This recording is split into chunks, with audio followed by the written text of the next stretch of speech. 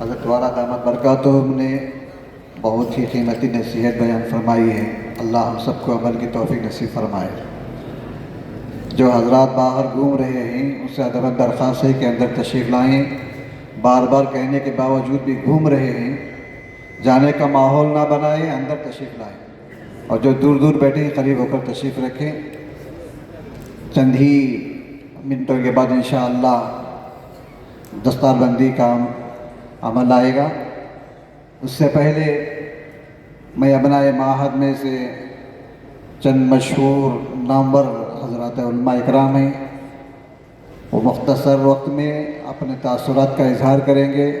اس کے بعد جلسے دستار بندی ہوگی. اخیر میں حضرت والا دامت برکاتہم کا صدارتی خطاب ہوگا. اطمینان کے ساتھ تشریف رکھیں، قریب ہو کر بیٹھیں.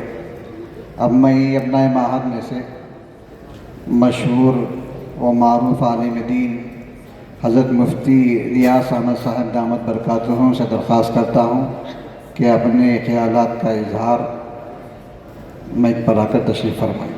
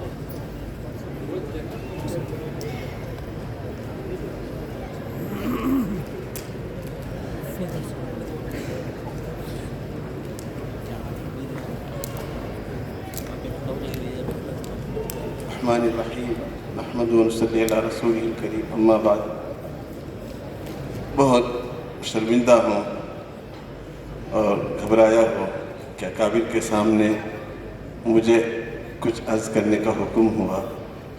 ابھی آپ انتہائی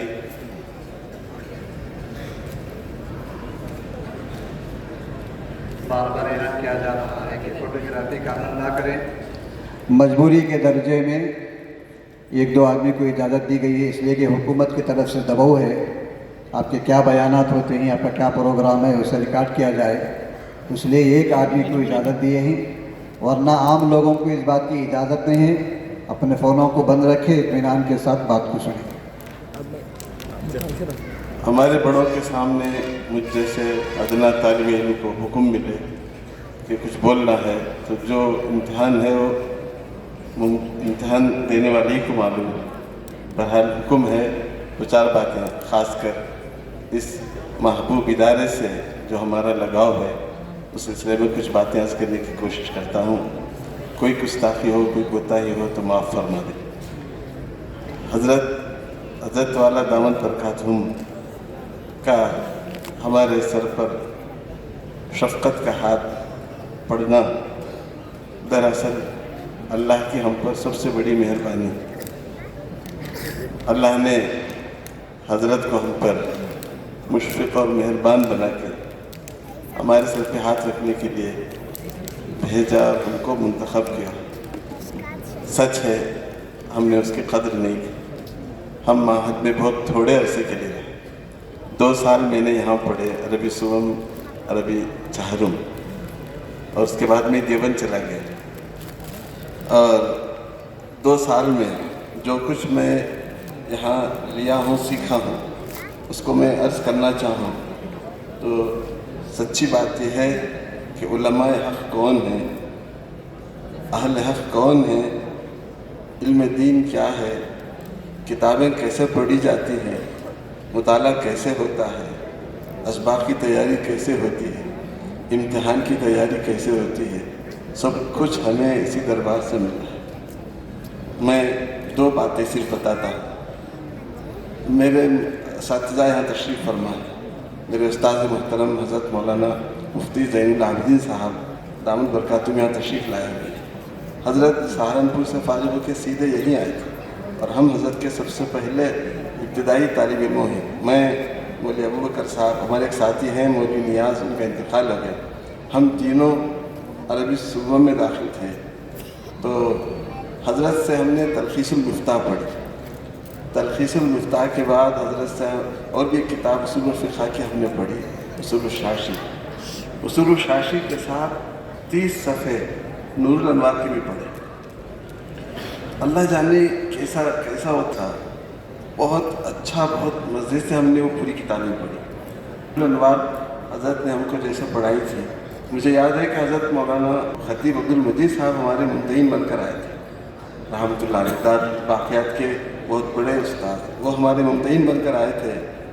हज़रत ने हमारा इम्तिहान लिया और सच मानिए पूरी 30 सफ़े जो हमारा निसाब था पूरा सवाल में आ गया था, एक सफ़ा भी छूटा नहीं था। जहाँ तक हमारा सबक हुआ था वहाँ तक का सवालनामा था।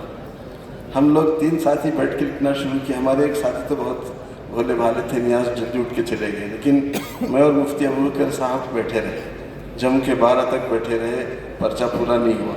हज़रत से दरख्वास्त की का टाइम बढ़ा दिया। ज़ोहर की नमाज का वक्त आ गया, पर्चा पूरा नहीं हुआ। क्या हज़रत पर्चा पूरा नहीं हुआ, चलो खाना खा के फिर बैठो। ज़ोहर के बाद फिर बैठे, असर तक बैठे, पर्चा पूरा नहीं हुआ। बहुत मुश्किल से मगरिब के करीब पर्चा पूरा हुआ और हमने भी हार नहीं मानी अल्हम्दुलिल्लाह। न मैंने न मौलवी अबू बकर ने, जितने सवालात हज़रत किए हर सवाल का पूरा जवाब दिया अल्हम्दुलिल्लाह। और हज़रत हमको 98 और 99 नंबर देने पर मजबूर हो गए। हज़रत ने तारीफ़ की कि माशाअल्लाह आपके बच्चों ने बहुत मेहनत की। तकरीबन ऐसा ही इम्तिहान हमारा हुआ था मुख्तसरुल मानी का। हमारे चाहरुम के साल में मुख्तसरुल मानी की हमने पढ़ी थी मौलाना हज़रत मुफ्ती ज़ैनुद्दीन साहिब से। तो उसके मुमतहिन बनकर आए थे हज़रत मौलाना इकबाल साहब रहमतुल्लाह अलैह, हमारे बहुत बड़े मोहसिन, बहुत मुशफ़िक़। तो वो भी महद के ख़दीम असातिज़ा में से हैं। हज़रत का भी इंतकाल हो गया। तो हज़रत ने पर्चा बनाया मुख्तसरुल मानी का, इम्तिहान सालना का पर्चा। सच मानिए 350 सफ़े उसमें आ गए थे। पहली सफ़े से लेकर आखिरी सफ़े तक का हर सवाल था उसमें, और लिखे बगैर कोई चारा भी नहीं था। और अल्हम्दुलिल्लाह हमने तैयारी की थी, ऐसा नहीं कि तैयारी के बगैर बैठे थे, अच्छी तैयारी की थी और पूरी तरह हमने भी हार माने बगैर सवाल का जवाब लिखा। तो ये चीज़ हमको यहाँ मिली, किताब कैसे पढ़ी जाती है, हल कैसे की जाती है, सवाल कैसे बनाया जाता है, जवाब कैसे लिखा जाता है। अल्हम्दुलिल्लाह हमारे साथियों ने बहुत मेहनत से हमको पढ़ाया। ख़ासकर हज़रत मौलाना मुफ्ती ज़ैनुद्दीन साहब और एक और उस्ताद थे हज़रत मौलाना इमदादुल्लाह साहब, उनका तज़किरा किए बगैर कभी नहीं रह सकते। हज़रत ने हमको मकामात हरीरी पढ़ाई थी। मकामात हरीरी के 10 मकामे हिफ्ज़ कराए थे, ऐसे नहीं पढ़ाए थे, एक एक सतर हमको रटाया था। और वो बहुत माहिर थे। दारुल देवबंद में हज़रत मौलाना वहीदुज़्ज़मान साहब के पास तखस्सुस पढ़े थे, तखस्सुस फ़िल अदब, तो पूरा रंग उनके इल्म में नज़र आता था। तो अल्हम्दुलिल्लाह हज़रत का भी, हज़रत ने हमको जैसा पढ़ाया, हमारे जो साथी थे उनका लतीफ़ा मैं आपको सुना देता हूँ। हफ्ते में एक दिन हज़रत सबसे लुगात सुनते थे। मौलवी ज़मीर थे हमारे साथ, मौलवी नियाज़ साहब थे, मौलवी अबू बकर साहब और मैं, हम चारों हज़रत को हफ्ते में एक मरतबा लुगात सुनाते थे। लुगात सुनाना ज़रूरी था और हज़रत पूछते थे और जो न बोले बेतहाशा डंडा चलता था। इतना मोटा सा फीटा रखा था हज़रत ने, फीटे से खबर लेते, कहते थे फीटे से खबर लूँगा। तो किसी की मजाल नहीं थी कि याद किए बगैर दरगाह में जाए। हफ्ते में एक मरतबा हमारा सख्त मुजाहदा होता था। तो एक मरतबा हम सब लोग हज़रत के कमरा खुलने के इंतज़ार में बैठे थे। हमारे साथी मौलवी नियाज़ ने कहा कि लोग कहते हैं कि अल्लामा कश्मीरी चलता फिरता कुतुब खाना थे। अल्हम्दुलिल्लाह आज भी ऐसे लोग हैं जो चलते फिरते डिक्शनरी और लुग़त है। तो इस दर्जे अल्हम्दुलिल्लाह हमें मेहनत कराई गई। एक तो इल्मी मेहनत है, साथ ही तरबियत, नमाज़ पढ़ने की, औक़ात की पाबंदी की, वक्त से पहले मस्जिद पहुँचने की, रात में उठ के अल्लाह से मांगने की। ये वो खूबियाँ हैं जो साथ रहने से, देखने से, अल्लाह वालों के साथ उठने बैठने से खुद ब खुद मुंतकिल होती हैं। मैं अल्लाह का शुक्र करता हूँ कि उलमा देवबंद कौन है, उनकी हकीकत क्या है, उलमा हक़ कौन है, उनको कैसे पहचाना जाता है, उनका इत्तबा कैसे किया जाता है। वो घुट्टी हमें इसी मदरसे में, इसी दर दीवार में हमारे दिलों में बिठाई गई। इसका शुक्र किसी तरह अदा करना मुमकिन नहीं, और भी बहुत सारी तफसीलात हैं, अभी मौका नहीं है, बस इतना मैं अपना आपको बताना चाहता हूँ कि हमारी ज़िंदगी में आज अगर कुछ है तो बस किसी इदारे का देन है। हमने दारुल देवबंद में जिस दाखिला इम्तिहान था, मैं रात में 12 बजे पहुँचा था, सुबह दाखिला इम्तिहान में बैठा था, तो यहाँ मुश्किल इम्तिहानात देख के ऐसी आदत पड़ गई थी कि दारुल का दाखिला इम्तिहान कुछ भी मुश्किल मालूम नहीं हो। अल्हम्दुलिल्लाह बहुत आसानी से मेरा दाखिला हुआ। तो बहरहाल उलमाए हक़ की पहचान भी यही मिली और पढ़ने की लगन भी यही मिली और किताबों से लगाव भी पैदा हुआ। मेरे हज़रत मुफ्ती ज़ैनुद्दीन साहब ने हमको बयानुल कुरान का मुताला करना सिखाया कि तर्जमा किसी और किताब का उर्दू शरह देखना सही नहीं, लेकिन बयानुल कुरान देखना ज़रूरी है। तर्जमा कैसे होता है, तरकीब के साथ तर्जमा कैसे होता है, आसान कैसे होता है। तो बयानुल कुरान की इतनी अज़मत हज़रत ने दिल में बिठा दी कि उस दिन से बयानुल कुरान हमारी ज़िंदगी का हिस्सा है। बयानुल कुरान देखे बगैर कुछ भी कहना मुमकिन नहीं, देखे बगैर इत्मीनान ही नहीं होता। तो अल्लाह ताला हमारे सबर काबिल को, ख़ासकर हमारे हज़रत दामद बरकातुहू को अल्लाह हमारे सब की तरफ से जज़ाए खैर अता फरमाए। ख़ासकर बड़े हज़रत दामद बरकातुहू को अल्लाह सेहत और सलामती के साथ उम्र में बरकत अता फरमाए, उनका साया हमारे सर पर देर बाकी रखे। हमने उनकी खिदमत में जो कोताहियाँ की, उनकी नाक़दरी की, अल्लाह सबको माफ़ फरमाए।